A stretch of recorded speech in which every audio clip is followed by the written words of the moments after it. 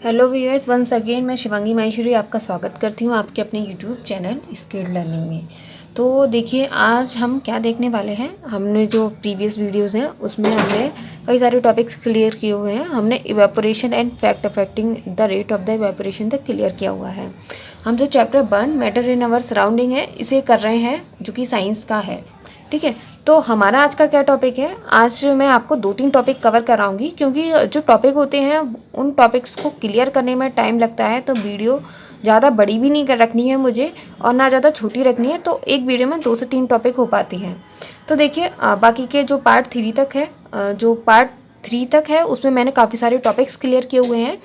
इन topic से पहले कि आपको जितने भी टॉपिक्स अपने क्लियर करने हैं, उस अपना पॉइंट ऑफ व्यू क्लियर करना है, तो इसके लिए आप प्रीवियस जो भी मतलब टॉपिक्स हैं आप उन्हें देख लीजिए। तो देखिए, यहाँ पे आज का टॉपिक क्या है, where does the heat energy go in the phase transformation. तो ये आपने क्वेश्चन पढ़ा तो होगा अपने सिलेबस में। जो चैप्टर 1 है उसके अंदर आपने एक क्वेश्चन पढ़ा तो होगा, लेकिन इस क्वेश्चन ये कह क्या रहा है और ऐसा क्यों हो रहा है, आपको उसके बारे में अभी तक कोई जानकारी नहीं है। यहाँ पे क्या बात हो रही है, फेज ट्रांसफॉर्मेशन, यानी कि जब हम सॉलिड से लिक्विड में ट्रांसफ़र करते हैं। अगर हमारे पास कोई सॉलिड मटेरियल है, उसको जब हम लिक्विड में, या फिर हमारे पास कोई भी लिक्विड मटेरियल है उसको अगर हम गैस में ट्रांसफ़र करते हैं, तो आपको पता है या नहीं पता ये मैं नहीं जानती, लेकिन आज मैं आपको बता दूं। तो हम एक स्टेट को, यानी कि सॉलिड को लिक्विड में, चाहे लिक्विड को गैस में, ऐसे ऐसे एक स्टेट से दूसरी स्टेट में कुछ भी ट्रांसफ़र करते हैं तो क्या होता है, तो देखिए, पहले तो देखिए ये ट्रांसफ़र कैसे होगा।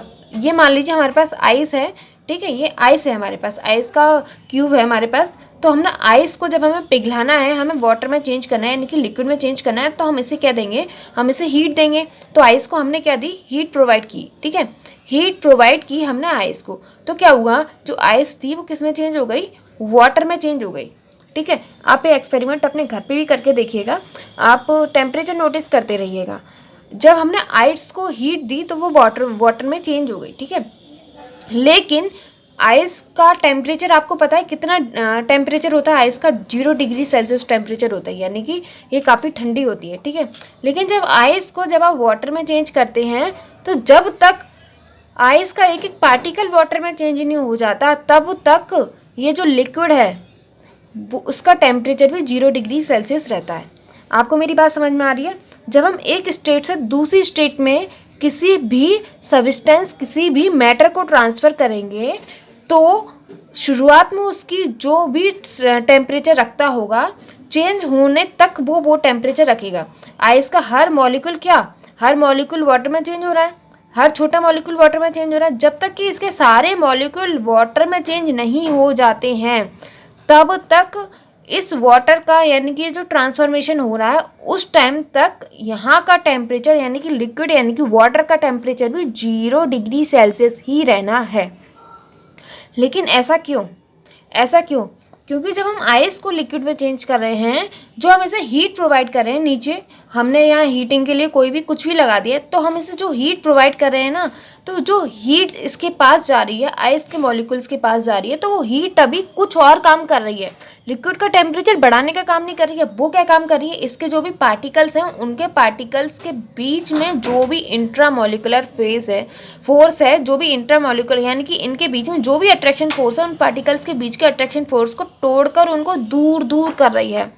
क्योंकि जब कोई चीज़ सॉलिड में है, वो लिक्विड में तभी ट्रांसफ़र हो सकती है जब वो लिक्विड की सारी क्वालिटी गेन कर ले। तो सॉलिड की क्वालिटी क्या होती है, उसके जो पार्टिकल्स होते हैं उनके बीच में गैपिंग बहुत कम होती है, यानी कि उनके बीच में अट्रैक्शन फोर्स बहुत ज़्यादा हाई होता है। तो जब तक इनके बीच का अट्रैक्शन फोर्स कम नहीं होगा, जब तक इनके बीच के पार्टिकल्स के बीच में जो भी इंट्रामॉलिक्यूलर फोर्स लग रहा है वो कम नहीं होगा, तब तक ये किस में चेंज नहीं होंगे, तब तक ये लिक्विड में चेंज नहीं होंगे। तो पहला काम जो हम हीट प्रोवाइड कर रहे हैं आइस को, वो पहला काम क्या कर रही है, जो भी सॉलिड पार्टिकल है आइस का, उसके बीच के इंट्रामॉलिक्यूलर फोर्स को तोड़ने का काम कर रही है। तो जब तक कि हर पार्टिकल का इंट्रामॉलिक्यूलर फोर्स नहीं तोड़ देती है हीट, तब तक तो उस हीट का काम क्या हो रहा है, सिर्फ और सिर्फ अभी तक हीट का काम क्या हो रहा है, अभी तक हीट का काम हो रहा है सिर्फ और सिर्फ इनके बीच के इंट्रामॉलिक्यूलर फोर्स को तोड़ने का काम कर रही है अभी तक। ठीक है, लेकिन जैसे ही सारे पार्टिकल्स का इंट्रामॉलिक्यूलर फोर्स टूट जाता है, तभी वो सॉलिड, यानी कि वो आइस किस में चेंज हो जाती है, लिक्विड में चेंज हो जाती है, और तभी फिर उसका टेम्परेचर बढ़ना शुरू होता है। तो अब सारे पार्टिकल्स का इंटरमॉलिक्यूलर फोर्स टूट गया, यानी कि अभी पूरी तरीके से वाटर में चेंज हो चुका है। अब इस सब्सटेंस का, इस मैटर का, इस लिक्विड का टेम्परेचर बढ़ेगा। तो हम इसे अभी और हीट देते जा रहे हैं और हीट देते जा रहे हैं। तो 0 से फिर 1 डिग्री सेल्सियस हुआ, 1 से 2 डिग्री सेल्सियस, फिर 4 डिग्री सेल्सियस, ऐसे ही ये बढ़ता गया। ठीक है, तो ये जो हीट होती है जो आपको पार्टिकल के बीच के इंटरमॉलिक्यूलर फोर्स को तोड़ने का काम कर रही है, वो हीट क्या आप देख सकते हैं अपनी आंखों से? नहीं देख सकते ना। तो इसी हीट को हम क्या बोलते हैं? इसी हीट को हम बोलते हैं हिडन हीट। ठीक है, हिडन हीट। इसी हीट को हम क्या बोलते हैं? Hidden heat. और हिडन का दूसरा नाम साइंस की लैंग्वेज में होता है लेटेंट हीट।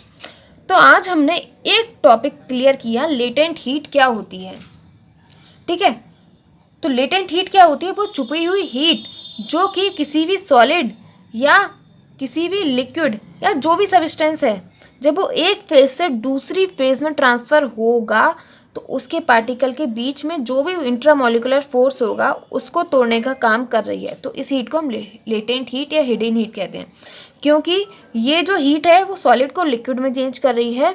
तो इस हीट का हम नेम लिख देंगे, क्योंकि सॉलिड मेल्ट ही तो हो रहा है, latent heat of solid. Okay, अब देखिए, अब हमें सॉलिड को किस में चेंज करना है, तो उससे पहले हम देखते हैं इसकी डेफिनेशन। तो लेटेंट हीट ऑफ सॉलिड, किसी भी सॉलिड की लेटेंट हीट का क्या मतलब है? ड्यूरिंग फेज ट्रांसफॉर्मेशन, यानी कि एक फेज से दूसरी फेज में ट्रांसफ़र करते समय जो भी हीट सप्लाई की जा रही है, गैस के थ्रू, बर्नर के थ्रू, जिसके थ्रू भी जो भी हीट सप्लाई की जा रही है, जिस भी सब्सटेंस को सप्लाई की जा रही है, वो उसका टेम्परेचर इंक्रीज नहीं करती है, बिकॉज जो सप्लाई की जाने वाली हीट है वो उसके इंट्रामॉलिक्यूलर फोर्स जो भी उसके लिए ज़रूरत है उसको तोड़ने का काम कर रही है। इसे ही हम लेटेंट हीट बोलते हैं। तो लेटेंट हीट क्या है? The heat required to break the intramolecular force that is essential for any substance is known as the latent heat. उससे कोई टेम्परेचर नहीं बढ़ता, यानी कि लेटेंट हीट एक ऐसी हीट है जो सिर्फ फेज ट्रांसफॉर्मेशन के काम आ रही है, यानी कि सॉलिड को लिक्विड में चेंज करने के काम आ रही है, लेकिन उसका टेम्परेचर नहीं बढ़ा रही है। टेम्परेचर तब बढ़ेगा जब वो पूरी तरीके से लिक्विड में चेंज हो चुका होगा। तो हमने यहाँ क्या पढ़ लिया? Latent heat of solid. अब हम लेटेंट हीट ऑफ गैस पढ़ेंगे। लेटेंट हीट ऑफ गैस क्या होती है? जब हम लेटेंट हीट ऑफ लिक्विड, इसे हम लेटेंट हीट ऑफ बॉइलिंग भी बोल सकते हैं। ठीक है, गैस नहीं, बॉइलिंग। तो हम जब भी लिक्विड को बॉईल करते हैं, जब भी लिक्विड को हम हीट देते हैं, तो लिक्विड किस में चेंज हो जाता है? गैस में चेंज हो जाता है। यानी कि जब हम वाटर को हीट दे रहे हैं तो वाटर वेपर में कन्वर्ट हो रहा है। तो वाटर को हीट देने, तो हम वाटर को जो भी हीट प्रोवाइड कर रहे हैं, तो वाटर जब तक गैस में चेंज नहीं हो जाता तब तक इसकी जो टेम्परेचर है इंक्रीज़ नहीं होगा। मान लीजिए वाटर का टेम्परेचर अभी है 20 डिग्री सेल्सियस है, तो हम इस वाटर को क्या प्रोवाइड कर रहे हैं? हीट प्रोवाइड कर रहे हैं। ठीक है, हीट प्रोवाइड करेंगे तो हम हीट जो कर रहे हैं वो हीट का क्या काम है? इसके जो भी मॉलिक्यूल्स हैं, इन मॉलिक्यूल्स के बीच का जो भी फोर्स है, इंट्रामॉलिक्यूलर फोर्स, उसको कम करने के काम में आ रहा है। तो इसके इंट्रामॉलिक्यूलर फोर्स को तोड़ देगा और इसके पार्टिकल्स को और दूर भेज देगा। तो जब तक कि इस लिक्विड के सारे पार्टिकल गैस में चेंज नहीं हो जाते, तब तक जो गैस होगी हमारी, यानी कि वाटर से लिक्विड में चेंज करते टाइम जो भी भाप होगी वो उस अपना टेम्परेचर इंक्रीज़ नहीं करेगी। यानी कि ये क्या है? हिडन हीट है। तो जो हम 5 मिनट तक हीट दे रहे हैं तो 5 मिनट तक गैस का कोई भी टेम्परेचर नहीं बढ़ेगा। क्यों? क्योंकि 5 मिनट तक जो वाटर है उसके पार्टिकल्स के बीच का क्या कम हो रहा है? फोर्स कम हो रहा है, बस। फिर उसके बाद जैसे ही पूरा वाटर गैस में चेंज हो जाएगा, फिर इस गैस का जो भी वेपर है, वाटर वेपर है, जो कुछ भी कह लीजिए आप, कोई सी भी गैस है, वो अपना टेम्परेचर इंक्रीज़ करना शुरू कर देगी। ठीक है, तो इस तरीके से पूरा प्रोसेस होता है। तो लेटेंट हीट ऑफ मेल्टिंग, क्योंकि लिक्विड को जब हम गैस में चेंज करते हैं तो उसे हम मेल्टिंग ही बोलते हैं। तो लेटेंट हीट ऑफ मेल्टिंग क्या है? Heat required to break the particle of the water molecule और break the intramolecular force between the water molecule, but this heat did not increase the temperature of the gas. This heat is known as a latent heat of melting. ठीक है, अब देखिए एक note है, आपको ध्यान रखना, ऑब्जेक्टिव में आ सकता है। Thermometer does not show latent heat. तो लेटेंट हीट वाला जो है प्रोसेस वो थर्मामीटर में अप्लाई नहीं होता, ये थोड़ा अलग, थर्मामीटर का प्रोसेस थोड़ा अलग होता है। तो थर्मामीटर में लेटेंट हीट का प्रोसेस क्यों अप्लाई नहीं होता, इसको इसके पीछे एक बहुत बड़ी साइंस है, इसको तो मैं अभी नहीं समझा सकती आपको। बट आपने देखा होगा जैसे कि जो आपके आप जब मुंह में थर्मामीटर लगाते हैं तो उसका टेम्परेचर हाल अपने आप ही इंक्रीज हो जाता है। तो इसका थोड़ा प्रोसेस अलग है, अपने आप ही जल्दी से फॉल ऑफ, जल्दी से डाउन हो, फॉल और अप हो सकता है, ठीक है। तो थर्मामीटर कभी भी लेटेंट हीट वाले प्रोसेस पे वर्क नहीं करता है। ये तो हमारा हो गया फर्स्ट टॉपिक। हमें आज का जो सेकंड टॉपिक है वो क्या है, drop on bottle after removing from fridge. जब हम किसी भी वाटर बोतल को, जो भी वाटर बोतल है फ्रिज में रखी है, फ्रीजर में रखी है, हम उसको जब फ्रिज से निकालते हैं तो उसका निकालने के बाद आपको थोड़ी देर बाद दिखाई देता होगा उस बोतल की जो आउटर लेयर है उस पर आपको छोटी छोटी ड्रॉप्स दिखाई दे रही हैं। तो हमारे पास एक वाटर की बोतल है, तो हम जब इसे फ्रिज में रखी हुई है, अभी ये जब हम इसे फ्रिज में से निकाल कर बाहर रखेंगे तो आप देखेंगे इस जो भी वाटर बोतल है इसके बाहर छोटे छोटे वाटर के मॉलिक्यूल्स आपको दिखाई दे जाएंगे। ऐसा क्यों होता है, जब आप वाटर बोतल को फ्रिज में से निकालेंगे और निकालने के बाद आप उसे नॉर्मल इन्वायरमेंट में रख देंगे तो जो भी आसपास का जो भी इन्वायरमेंट है उस इन्वायरमेंट के जो भी पार्टिकल्स हैं उन पार्टिकल्स में क्या होगा, थोड़ी सी वाटर वेपर भी होगी, ठीक है। यानी कि पानी किसकी फॉर्म में होगा, वेपर की फॉर्म में होगा, गैस की फॉर्म में होगा। तो जैसे ही इसके जो चारों तरफ के पार्टिकल हैं वो यहाँ है, ठीक है। और जो मान लीजिए ऐसे चलते पार्टिकल आकर टकरा गए इस वाटर की बोतल से, तो क्या होगा, अभी तो ये वाटर वेपर की फॉर्म में जो चारों तरफ पार्टिकल पाए जा रहे हैं, इससे टकराकर ही इन पार्टिकल्स को क्या मिली है, इन पार्टिकल्स को मिली है कोल्ड, ठीक है। इन पार्टिकल्स को क्या मिला है, कोल्ड टेम्परेचर मिला है। तो जैसे ही ये यहाँ पर आकर टकराएंगे, यानी कि जो वाटर है जो वेपर की फॉर्म में यानी कि भाप की फॉर्म में पाया जा रहा है, जो हमें दिखाई नहीं दे रहा, जैसे ही इसके सरफेस से आकर टकराएगा, टकराने के बाद वो वाटर क्या होगा, वेपर किस में चेंज हो जाएगी, जो चारों तरफ की जो भी वाटर वेपर है वो आकर इस बोतल से टकराएगी, धीरे धीरे ऐसे चलती हुई आएगी और आकर इस बोतल से टकरा जाएगी। और जैसे ये टकराएगी वाटर वेपर क्या होगी, बिकॉज ऑफ ये वाटर वेपर है, यानी कि ये क्या, ये गर्म है, इस वजह से वेपर की फॉर्म में कन्वर्ट है। यानी कि जो आसपास के जो पार्टिकल में जो भी वेपर पाई जा रही है वो गैस की फॉर्म में क्यों है, क्योंकि उसका जो पार्टिकल्स के बीच में क्या है, गैप कम है। जैसे ही हम इस वाटर वेपर को इस बोतल के पास ले जाते हैं तो इस बोतल में क्या है, ठंडा पानी है, यानी कि यहाँ पे क्या है, ठंडक है। तो वाटर वेपर जैसे ही इससे टकराएगी क्या होगी, ठंडी हो जाएगी। और जैसे ही ठंडी होगी तो वेपर का टेम्परेचर क्या हो जाएगा, कूल हो जाएगा। और जैसे ही टेम्परेचर कम हो गया तो कम टेम्परेचर पे क्या होता है, वेपर लिक्विड में चेंज हो जाती है। तो बस चारों तरफ की जो भी वाटर वेपर है बोतल से टकरा कर किस में चेंज हो रही है, लिक्विड में चेंज हो रही है। तो आप इसे अपनी लैंग्वेज में बना के लिख सकते हैं। तो जो भी ये प्रोसेस है, जो भी हमें वाटर की बोतल के बाहर जो भी छोटी छोटी बूंदें दिखाई देती हैं वो क्यों दिखाई देती हैं, प्रोसेस आपका क्लियर है। So whenever we put out the water बोतल फ्रॉम द फ्रिज और freezer, the vapour particle which is found around the atmosphere touches the water bottle and decrease their temperature and changes into liquid drops from the water vapor, ठीक है। तो water vapour से liquid drops में change हो जाते हैं। अब अगला टॉपिक है, why do we wear cotton clothes during summer. हमें समर के दौरान कॉटन क्लॉथ्स क्यों पहनने चाहिए। तो जो कॉटन का कपड़ा होता है, अगर हम समर सीजन में कॉटन क्लॉथ्स पहनते हैं तो जो कॉटन का कपड़ा होता है उसके अंदर क्वालिटी होती है वो वाटर को बहुत जल्दी सोख लेता है, ठीक है। वाटर को बहुत जल्दी सोख लेता है। तो कॉटन के कपड़े ना, जो भी आपकी बॉडी पे पसीना आ रहा है उसे सोख लिया, ठीक है। सोखने के बाद ये क्या करता है, कॉटन के कपड़े में बहुत अच्छी क्वालिटी होती है कि ये इसके ऊपर जो भी वाटर है ये बहुत जल्दी सूख जाता है, ठीक है। तो यानी कि अभी गीला हो गया, हमको क्या लगी, हमको पसीना आया, पसीने के बाद कॉटन का जो क्लॉथ्स हम पहने हुए थे उसने उस पसीने को सोख लिया और उसके कॉटन के क्लॉथ्स इस तरीके से बना हुआ था, इसके पार्टिकल इस तरीके से बने हुए थे कि बहुत जल्दी ये इवेपोरेट कर देते हैं वाटर को। तो जो भी इसके ऊपर वाटर जमा हो गया वो बहुत जल्दी इवेपोरेट हो गया। तो इसी वजह से हमें समर सीजन में कॉटन के क्लॉथ्स पहनने चाहिए, क्योंकि वो वाटर को बहुत जल्दी इवेपोरेट कर देते हैं और उनके अंदर क्वालिटी होती है, वो वाटर या किसी भी पसीने वगैरह को बहुत जल्दी एब्जॉर्ब भी कर लेते हैं, और एब्जॉर्ब करने के बाद बहुत जल्दी उसे वाटर वेपर में भी ट्रांसफ़र कर देते हैं। तो बहुत जल्दी सूख जाते हैं और बहुत जल्दी ये सोख लेते हैं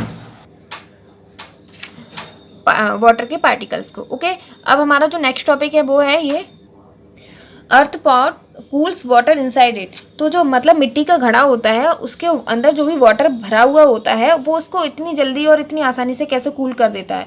तो क्या होता है, जो मिट्टी का बना हुआ जो भी पॉट होता है उसके जो उसके घड़े के जो पार्टिकल्स हैं वो थोड़े थोड़े उनके बीच में ना हल्के हल्के घड़े के जो पार्टिकल्स हैं उनके बीच में थोड़ी थोड़ी गैपिंग्स होती हैं। ठीक है, मान लीजिए इसके अंदर होल्स हैं, छोटे छोटे छोटे छोटे बहुत ऐसे छोटे छोटे होल्स जो हमें दिखाई भी नहीं दे रहे हैं। तो जो भी वाटर यहाँ पर है वो वाटर क्या होगा, इसके अंदर गर्म वाटर है। ठीक है, हमने अभी फिलहाल हाल फिलहाल में वाटर डाला तो इसके अंदर क्या है, गर्म पानी है। अब जो गर्म पानी होगा वो चारों तरफ इसकी सतह पर फैल जाएगा, इसकी लेयर्स पर फैल जाएगा। तो अब जो गर्मी है वो क्या होगी, यहाँ से निकल जाएगी और वेपर में चेंज हो जाएगी, या इस पॉट के चारों ओर ऐसे मतलब नमी के फॉर्म पे इकट्ठी होती जाएगी। अंदर का पानी क्या होता जाएगा, कूल डाउन होता जाएगा। इसी वजह से जो अर्थन पॉट होते हैं उसके अंदर का वाटर चिल्ड रहता है। लेकिन अगर काफ़ी पुराना हो जाए अर्थन पॉट, यानी कि मिट्टी का बना हुआ घड़ा बहुत पुराना हो जाए, तो वो पानी को ठंडा नहीं करता है। क्यों नहीं करता है, क्योंकि अब जब ज़्यादा पुराना हो गया तो उसके जो पार्टिकल्स हैं उनके बीच की गैपिंग क्या हुई, मतलब गंदगी वगैरह इस पर आके इकट्ठे हो गए। तो यानी कि इसके जो होल्स हैं, इसके होल्स क्या हो गए, बंद हो गए।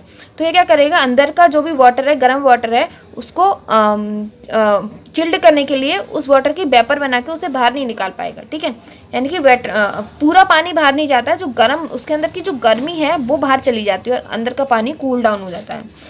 अब देखिए अगला टॉपिक है डेंसिटी। डेंसिटी क्या है, mass of particle per unit volume. आपके पास एक कील है, ये नेल, इसे नेल बोलते हैं। ठीक है, दूसरा आपके पास एक फॉर्म की मतलब एक फॉर्म जैसा आप मान सकते हैं, उसके पार्टिकल्स उसके अंदर ऐसे करके लगे हुए हैं बड़े बड़े।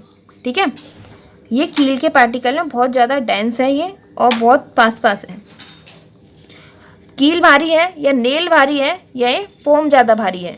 ऑब्वियसली नेल का वजन हाई है, ठीक है, हाई वेट है इसका। लेकिन फॉर्म का वजन क्या होगा, लो वेट। तो यहीं से आपकी डेंसिटी की डेफिनेशन निकलती है। डेंसिटी का क्या मतलब होता है, मैंने क्या बोला, डेंस। ये जो नेल है उसके पार्टिकल क्या है, डेंस है, यानी कि काफ़ी पास पास है। तो क्या है, पर यूनिट वॉल्यूम है, यानी कि इस कील के पास जितना भी वॉल्यूम है, इसके अंदर जितना भी सामान आ सकता है, उसमें कितने पार्टिकल्स हैं या कितने वजनदार पार्टिकल्स हैं, यही क्या होती है, इसकी डेंसिटी होती है। अब कील यानी कि नेल की डेंसिटी ज़्यादा होगी क्योंकि उसके थोड़े से ही वॉल्यूम में, कम वॉल्यूम में नंबर ऑफ पार्टिकल्स क्या होते हैं, ज़्यादा होते हैं। इतनी सी कील में इतने ज़्यादा पार्टिकल होते हैं, इसी वजह से हमें इतनी सी जो नेल होती है उसका वजन काफ़ी ज़्यादा दिखाई देता है। लेकिन आप बहुत बड़ा फॉर्म का टुकड़ा ले आइए, उसका वजन नेल के मुकाबले कम होगा। क्यों होगा, क्योंकि उसमें नंबर ऑफ पार्टिकल्स हैं पर यूनिट वॉल्यूम में, यानी कि इतने से वॉल्यूम में नंबर ऑफ पार्टिकल्स उसके कम है, छोटे छोटे हैं या मतलब दूर दूर हैं पार्टिकल्स, या बस इतना कहने का मतलब है नंबर ऑफ पार्टिकल्स कम है, पार्टिकल्स का वजन कम है। तो इस वजह से ये क्या होगा, इसका लो वेट होगा और ये इसकी डेंसिटी भी लो होगी। तो जिसका वेट हाई होगा उसकी डेंसिटी हाई होगी, जिसका लो वेट होगा उसकी डेंसिटी कम होगी। तो इसकी डेफिनेशन ये बनती है, mass of particles per unit volume. एक यूनिट वॉल्यूम में पाए जाने वाले पार्टिकल का जो वजन होगा वो क्या होगी, हमारी डेंसिटी होगी, या नंबर ऑफ पार्टिकल एक यूनिट वॉल्यूम में जितने भी पार्टिकल पाए जाते हैं उनका जो वजन होगा वो क्या होगी, हमारी डेंसिटी होगी। अब इसी के अकॉर्डिंग इसकी यूनिट भी बन सकती है एम। एम यानी कि क्या होता है, मास होता है। फिजिक्स केमिस्ट्री में वजन को मास बोलते हैं। ठीक है, मास। अब सेकेंड या थर्ड चैप्टर में आपको पता चलेगा मास क्यों बोल रहे हैं, वेट क्यों नहीं बोल रहे हैं। मास और वेट में बहुत बड़ा डिफरेंस है। तो मास का क्या मतलब होता है, वजन। वजन को हम किलोग्राम में शो करते हैं और वॉल्यूम को हम किस में शो करते हैं, मीटर क्यूब या लीटर में शो करते हैं। ठीक है, तो इसकी डेंसिटी क्या होती है, किलोग्राम पर मीटर क्यूब। और अगर वाटर के कंपैरिजन में बात करें तो किलोग्राम पर लीटर।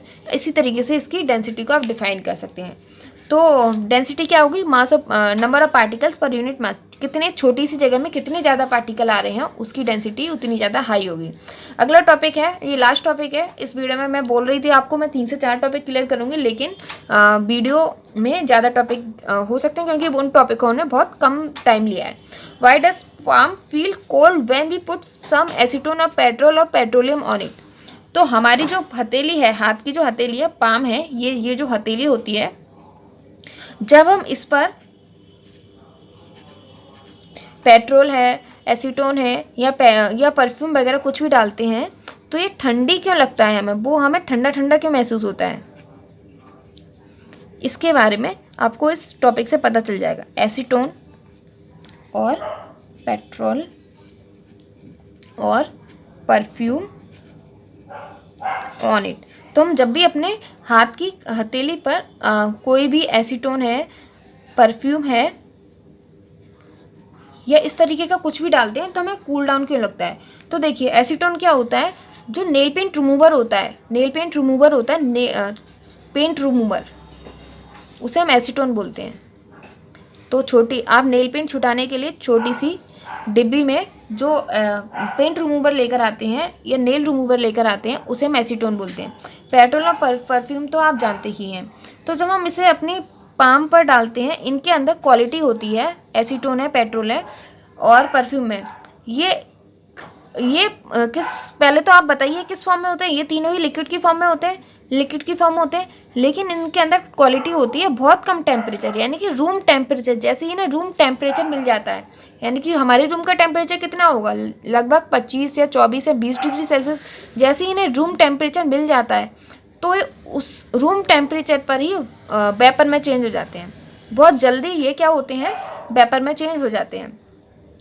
तो रूम टेम्परेचर मिलते ही वेपर में चेंज हो जाएंगे। तो हमने अपने हाथ की कलाई पर जब हम एसीटोन की एक बूंद डालते हैं, ये क्या है, एसीटोन की एक बूंद है, तो ये रूम टेम्परेचर पर ही वेपर में चेंज हो जाएगी। तो यहाँ से क्या होगा, एसीटोन उड़ जाएगा हमारे हाथ पर डालते ही। जैसे इसे रूम टेम्परेचर के बराबर टेम्परेचर मिलेगा, जल्दी से इन्वायरमेंट में फैल जाएगा और हमारे हाथ से चला जाएगा। ठीक है, तो ये क्या होगा, चारों तरफ ऐसे उड़ गया, ऐसे करके उड़ गया। यही पेट्रोल के साथ हुआ और यही परफ्यूम के साथ हुआ। आपने परफ्यूम की जो ड्रॉप डाली अपनी बॉडी पर, वो कुछ टाइम बाद क्या होती है, गायब हो जाती है आपकी बॉडी से, और वो जगह क्या दिखाई देती है आपको, ठंडी ठंडी महसूस होती है। तो जब ये एसीटोन या पेट्रोल या परफ्यूम की जो बूंद है वो उड़ गई, यानी कि वेपर में चेंज हो गई, तो साथ के साथ आपकी जो कलाई है, आपकी जो हथेली है, उस हथेली का भी टेम्परेचर लेकर उड़ी है। यानी कि वो खुद का वो उस हथेली का भी टेम्परेचर लेकर उड़ी है। यानी कि जितनी भी जगह पर ये पड़ी हुई थी उतनी जगह का आपको ठंडा ठंडा महसूस होगा, क्योंकि उस जगह का टेम्परेचर लेकर, यानी कि उस जगह की गर्मी लेकर उड़ी है, ये उस जगह की गर्मी लेकर उड़ा है। तो उस जगह की जब गर्मी चलेगी तो आपको वो जगह क्या दिखाई देगी, ठंडी दिखाई देगी, ठंडी महसूस होगी। इसी तरीके से इसी फिनोमेना पर वर्क करता है। जब आप छत पे पानी डालते हैं तो गर्मियों के दिनों में पानी बहुत जल्दी उड़ जाता है और आपकी छत क्या हो जाती है, ठंडी हो जाती है। ठीक है, ये वाटर है, वाटर क्या हो गया, वेपर में चेंज हो रहा है, और आपकी छत क्या हो रही है, कूल डाउन हो रही है। तो जब वाटर वेपर में चेंज होता है तो अपने साथ छत की गर्मी भी, यानी कि वाटर है उसको क्या मिली, गर्मी मिली, तो छत की गर्मी मिलते ही वो वेपर में चेंज हो रहा है, यानी कि साथ के साथ छत की गर्मी भी अपने साथ लेकर उड़ रहा है। तो इसी वजह से हमें छत क्या दिखाई देती है, पानी डालने के बाद कूल डाउन दिखाई देती है।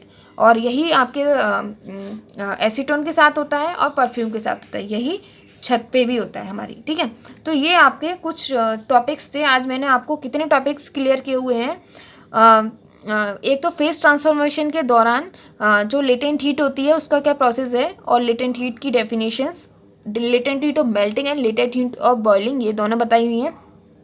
वाटर बॉटल को जब हम फ्रिज से बाहर निकालते हैं तो उसकी आउटर लेयर पर छोटी छोटी पानी की बूंदें क्यों दिखाई देते हैं, ये भी बता दिया। और हमें गर्मियों में कॉटन क्लॉथ्स क्यों पहनने चाहिए, ये भी बता दिया। जो अर्थ का जो पॉट होता है वो कैसे पानी को कूल करता है, इसका जो प्रोसेस है वो भी बता दिया। इसके अलावा डेंसिटी एंड, जब भी हम अपनी कलाई पर, जो भी अपनी हथेली पर या अपनी पाम पर एसीटोन, परफ्यूम या पेट्रोल वगैरह कुछ भी डालते हैं तो वो जगह हमें ठंडी क्यों फील होती है, ये भी बता दें। तो आपके आज आपके क्लियर हुए हैं 7 टॉपिक्स आज आपके क्लियर हो गए। तो इन 7 टॉपिक्स को क्लियर करने के बाद ये चैप्टर आपका हुआ है कंप्लीट। अब हम इस चैप्टर का एक वन शॉट रिवीजन देखेंगे, लेकिन अभी नहीं, कुछ जैसे मैं आगे के और चैप्टर करा दूँ देन उसके बाद। तो ये चैप्टर तो आपको क्लियर हो गया। मैंने इस चैप्टर में जो भी टॉपिक्स क्लियर कराए हैं उन टॉपिक्स को इस तरीके से लेकर चला है कि आपके जो क्वेश्चन आंसर्स हैं वो भी क्लियर हो जाएं, और जो ब्लू लाइन में जो भी क्वेश्चंस होते हैं बुक के अंदर, ठीक है, एक्सरसाइजेज होती हैं, वो भी आपकी क्लियर हो जाएंगी। तो ये सब कुछ आपका क्लियर हो गया, यानी कि आपका फुल चैप्टर क्लियर हो गया है। आपको अब कहीं से भी किसी और पर्सन की वीडियो देखने की जरूरत नहीं है, आपका यहीं से सब क्लियर हो गया क्वेश्चन आंसर सहित, ठीक है। अब मैं सेकंड चैप्टर कराऊंगी कल, और फर्स्ट चैप्टर पढ़ने के बाद ही सेकंड चैप्टर पढ़ने के लिए आइएगा, क्योंकि सेकंड चैप्टर में बहुत सारी ऐसी चीज़ें हैं जो फर्स्ट चैप्टर से आपकी क्लियर होंगी, ठीक है। एक चैप्टर दूसरे चैप्टर पर बेस्ड होता है, तो इस तरीके से लिंक अगर आप बनाए रखना चाहते हैं तो पहले ये वाली वीडियो पूरी देखिएगा, इससे प्रीवियस वीडियो पूरी देखिएगा, एंड देन सेकेंड चैप्टर की वीडियोज़ देखिएगा। Thank you for watching this channel, thank you so much.